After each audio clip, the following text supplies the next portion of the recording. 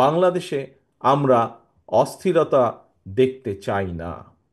বাংলাদেশে আমরা চাই, বহু অস্থিরতা হয়েছে, পলাতক স্বৈরাচার, বাংলাদেশের অর্থনীতি বলুন, বাংলাদেশের কৃষি বলুন, বাংলাদেশের শিক্ষা ব্যবস্থা বলুন, স্বাস্থ্য বলুন, বাংলাদেশের বিচার ব্যবস্থা বলুন, বাংলাদেশের নির্বাচনী ব্যবস্থা বলুন, প্রত্যেকটি রাষ্ট্র কাঠামোকে ভেঙে চুরে গুড়িয়ে দিয়ে গিয়েছে।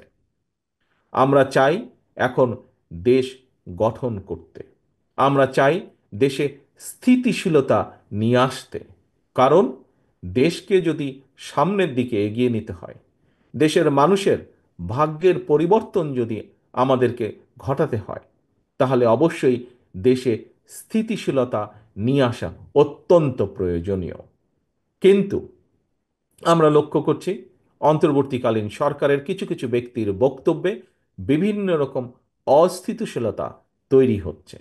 আমরা দেখছি অর্থনীতিতে অস্থিতিশীলতা, আমরা দেখছি সমাজের বিভিন্ন শ্রেণীতে বিভিন্ন অস্থিতিশীলতা, আমরা দেখছি প্রশাসনের বিভিন্ন স্থানে বিভিন্ন অস্থিতিশীলতা। আমরা পরিষ্কারভাবে আজ আবারও এই সম্মেলনের মাধ্যমে, এই সম্মেলন অনুষ্ঠানের মাধ্যমে আমরা বলতে চাই, আমরা এই সরকারকে আমরা সহযোগিতা করতে চাই। কারণ আমরা চাই এই সরকার যত স্মুথলি, যত সুন্দরভাবে এই সরকার একটি নিরপেক্ষ নির্বাচন অনুষ্ঠিত করতে পারবে, আগামী দিনে গণতান্ত্রিক যাত্রা তত স্মুথ হবে এই দেশের জন্য, এই দেশের মানুষের জন্য।